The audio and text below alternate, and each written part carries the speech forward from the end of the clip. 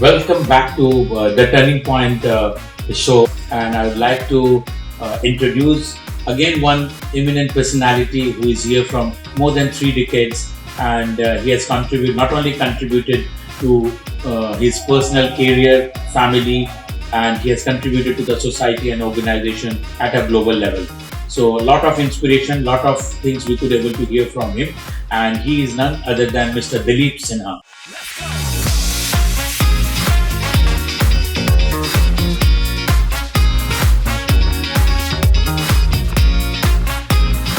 Sir, I welcome you here, and it is good to have you in this show.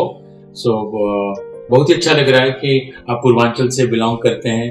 आप गोपालगंज जो एक छोटी सी शहर है बिहार में, वहाँ से जहाँ आपकी पढ़ाई हुई है, बेसिक स्कूलिंग वहीं पर हुई है, फिर आपकी फर्दर एजुकेशन और इंजीनियरिंग हुई है बॉम्बे में, फिर आपकी MBA हुई है UK में. बट ये बहुत ही खुशी की बात है और आपको यहाँ मिलके बहुत अच्छा लग रहा है कि आप हमारे शो में हैं द टर्निंग पॉइंट में, और आपसे हम सुनना चाहते हैं कि किस तरीके से आपकी जो वो कैरियर शुरू हुई, जर्नी शुरू हुई, और आप आज ग्लोबल ऑर्गेनाइजेशन, एक मल्टीनेशनल ऑर्गेनाइजेशन की not only Middle East, Africa, Turkey को हेड करते हैं. It is one of the largest manufacturing company in the electrical and allied fields. So आप किस तरीके से आप आगे पहुंचे, कौन आपकी इंस्पिरेशन रहे, और क्या क्या चैलेंजेस फेस किए, ये अगर आप थोड़ी सी बताएं. Thank you, first of all, Saikal ji, thank you for inviting me to the turning point. और सबसे बड़ी बात तो ये है कि पूर्वांचल से हम हैं, बिहार से हैं, पार्ट ऑफ पूर्वांचल, और उसके बारे में बोलने का एक अपॉर्चुनिटी मिल रहा है तो मेरे लिए बहुत फ़ख्र की बात है. And it touches some emotions very much. तो एज फार एज मेरे करियर और इसका और लाइफ का जो सवाल है, my birth was in Gopalganj north Bihar में एक छोटा सा शहर है जो उस समय जब मैं बॉर्न हुआ था और उसके काफ़ी टाइम बाद तक सारण डिस्ट्रिक्ट के अंदर में आता था. आज Gopalganj itself is a district, और हम लोग एक एजुकेटेड फैमिली से बिलोंग करते थे, in middle class family but educated family. मेरे नाना वकील थे, मेरी मम्मी एजुकेशनिस्ट, मेरी मौसी प्रोफेसर, मेरी तीसरी मौसी PhD फ्रॉम BHU. ऑल सब गोपालगंज में रह के इन लोगों ने ये सब किया और बाद में डिफरेंट डायरेक्शन में गया. तो जो इनिशियल ग्राउंडिंग जो था वो वही नॉर्मल खेल खेलना गोपालगंज में, जो कि कोई एक बच्चा गांव में रहता है, किसी भी लेवल का हो या छोटे से शहर में खेलता है, गिल्ली डंडा से लेके पिट्टू, वो जो बॉल में वो ईंट पे रखा के वो मारते हैं, और फिर वो मार्बल्स से खेलना और उसको इकट्ठा करना और अपने घर में डब्बे में रखना, जैसे कि वो बहुत बड़ा ट्रेजर है. गर्मी के टाइम में कैरी हम लोग बोलते हैं, जो आम का कच्चा आम होता है, वो तोड़ना जाके और बच्चों मोहल्ले के बच्चों के साथ गर्मी में जाके वो सब जामुन, ये सब तो सेम मैंने वही चीज़ किया शुरू में जो कि कोई एक आम बच्चा करता है. कोई डिफरेंस नहीं था. ऐसा नहीं कि बड़ी गाड़ियों में घूम रहे थे और ये, और बच्चे सारे मोहल्ले के बच्चे, कोई भी लेवल का उस समय फ़र्क नहीं था, और हम लोग इस तरह से, वो मेरा स्टार्टिंग पॉइंट था. और मेरी शुरुआत हुई थी गोपालगंज के किंडरगार्टन हाई स्कूल से. अभी भी याद है, हमारी पहली टीचर लिली दीदी थी, बंगाली टीचर, और ऑफ कोर्स दूसरे बच्चे और सब फ्रेंड्स उसमें जो क्लोज थे, आज भी हम लोग टच में हैं. हाँ, वहाँ कोई वकील है, कोई नामी बिजनेसमैन है, और हम लोगों का वो प्यार और अपनापन, कोई बिजनेस कनेक्शन कुछ नहीं है, कुछ पैसे वैसे का नहीं है. क्योंकि मैं ये बिलीव करता हूँ कि पैसा ऑब्जेक्टिव नहीं होना चाहिए. इंसान का ऑब्जेक्टिव होना चाहिए अच्छा काम, मेहनत, आगे बढ़ने की इच्छा शक्ति, वो सबसे बहुत इम्पॉर्टेंट है. और आपको एक और चीज़, इंस्पिरेशन की आपने बात की, तो मैं वो बता देता हूँ कि इंस्पिरेशन मुझे मेरे डैडी से मिली. हम लोग का नेचर, कैरेक्टर हम लोग के नाना, मौसी और इन लोग से मिला, और जो इंस्पिरेशन मिला मेरे डैडी से, वो एक छोटे से गांव उसरी से थे, जो मसरक लाइन में दिगवा दिबौली स्टेशन हुआ करता था उस समय. आई होप आज भी वही नाम है. और वहाँ से निकल के छोटे शहर में जाके पढ़ाई किए. कॉलेज के टाइम में ट्यूशन लेते थे बाहर, राजेंद्र कॉलेज छपरा, एंड वो टाटा में पहुँच गए अपने ग्रेजुएशन के बाद. उस समय अपने से अकेले जाके, हाँ, और उसके बाद वहाँ से उन्होंने इंजीनियरिंग किया, Tata technical institute, diploma in metallurgy which was equivalent to a degree, 5 साल वाइल वर्किंग, और वो राइज किए. उसके बाद 70 में वो मुंबई आए और बम्बई में with in 7 years he was heading one of the biggest companies. बाद में चेयरमैन बने, उड़ीसा भी गए, वहाँ उत्कल चैम्बर ऑफ कॉमर्स के 3 साल प्रेसिडेंट थे, फिक्की के गवर्निंग काउंसिल थे, प्रेसिडेंट हाउस में dinner, meeting all the leaders. लेकिन उन्होंने पैसे का कभी भी जिक्र नहीं किया जब ग्रो कर रहे थे। तो ही वेंट ऑन अचीविंग, और उनकी कहानी कहाँ से स्टार्ट हुआ और कहाँ पे पहुंचा, वो हम लोगों को बचपन से इंस्पायर किया। और मेरा पर्सनल बिलीफ ये है कि कोई भी बच्चा इंडिया से, वैसे तो कहीं से भी हो, लेकिन आज हम पूर्वांचल की बात कर रहे हैं, तो चाहे गांव का हो, छोटे से शहर का हो, वही होता है ना, छोटे गांव शहर से 2 लोग बड़ी जगह पे आते हैं, कोई भी कुछ भी ड्रीम कर सकता है, कितने बड़े भी सपने। लेकिन मेन इंपॉर्टेंट चीज है कि लाइफ एक नॉर्मल ढंग से आगे बढ़ना चाहिए। सबसे फाउंडेशन उसका सच्चाई और ऑनेस्टी, मतलब ऑनेस्टी और इंटीग्रिटी, ये 2 चीज सबसे इंपॉर्टेंट है साकिब भाई। क्योंकि अगर वो फाउंडेशन नहीं है ना, आपको मालूम है कोई भी बिल्डिंग बनती है, अगर जितनी ऊंची बिल्डिंग जाएगी उतना स्ट्रॉन्ग फाउंडेशन होना चाहिए, करेक्ट? तो ऑनेस्टी इंटीग्रिटी अगर नहीं है तो वो बिल्डिंग का फ्लोर्स नहीं बन सकता है, वहीं का वहीं रह जाएगा, वो धंस जाएगा। तो वो इंपॉर्टेंट है। उसके अलावा सबसे इंपॉर्टेंट है कि आपको हार्डवर्क तो करना ही है।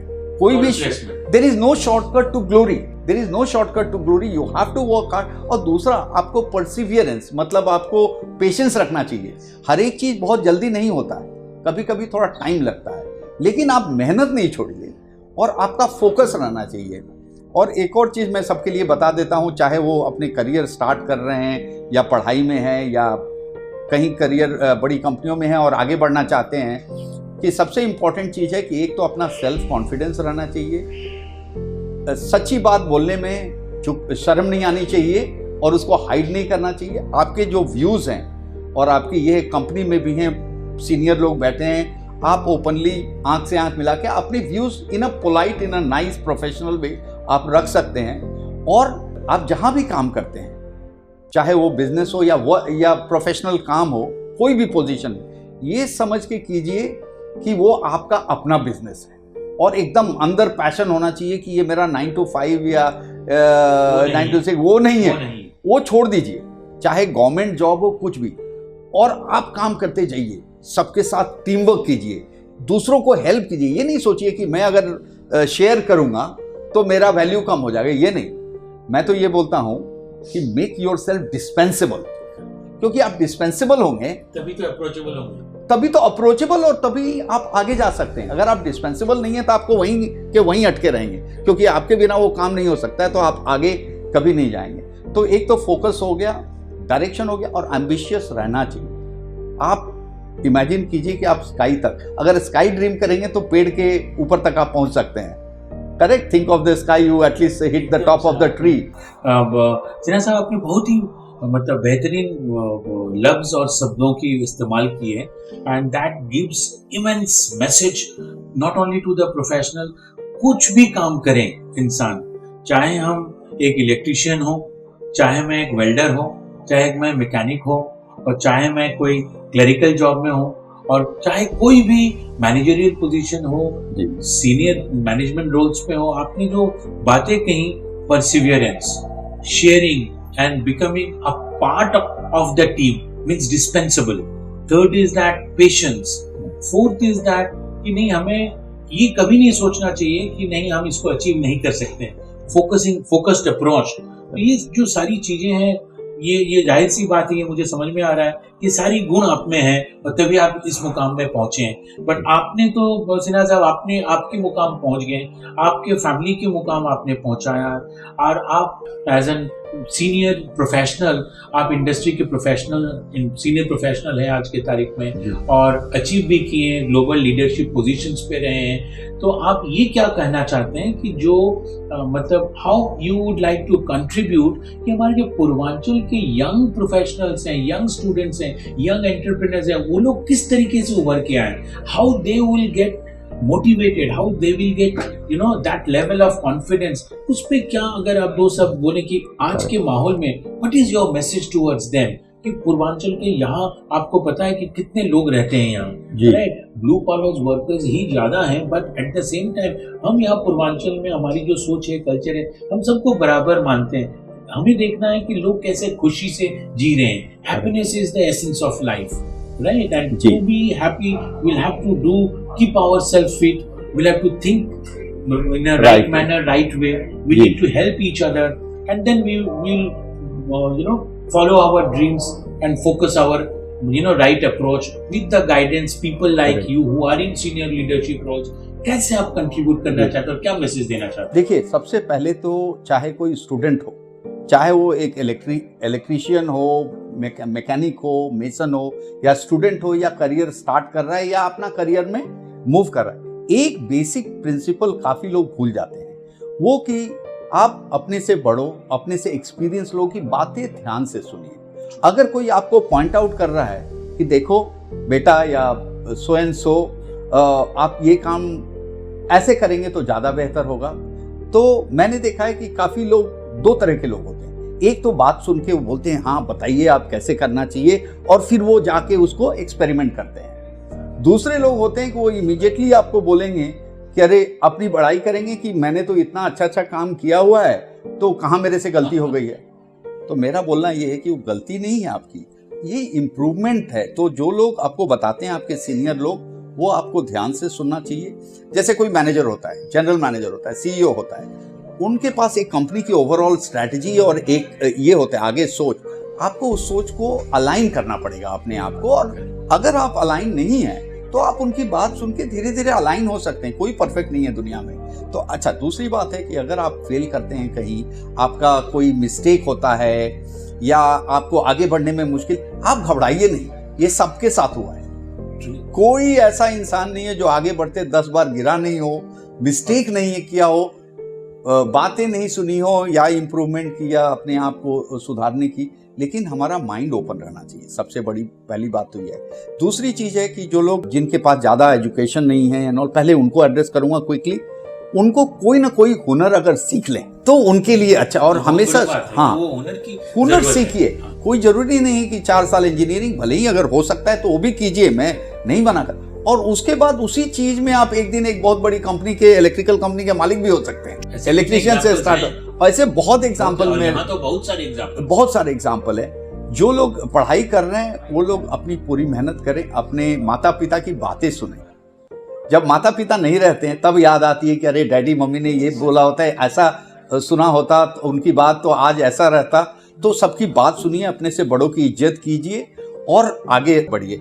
और दूसरे जो लोग कंपनीज में काम करते हैं, उनके लिए जो मैंने पहले बोला कि कंपनी की स्ट्रैटेजी से अलाइन रहिए, फोकस रहिए। अच्छा, एक चीज और मैं इसमें मैं बोलूँगा कि कम्युनिकेशन स्किल, जो बोलने की, ये बहुत इंपॉर्टेंट है। मैंने काफ़ी लोगों को देखा है जो गोल्ड मेडलिस्ट होते हैं और बहुत अकॉम्प्लिश लोग, लेकिन उनको कम्युनिकेशन करने में लोगों के बीच में प्रॉब्लम होती है, ये इश्यू।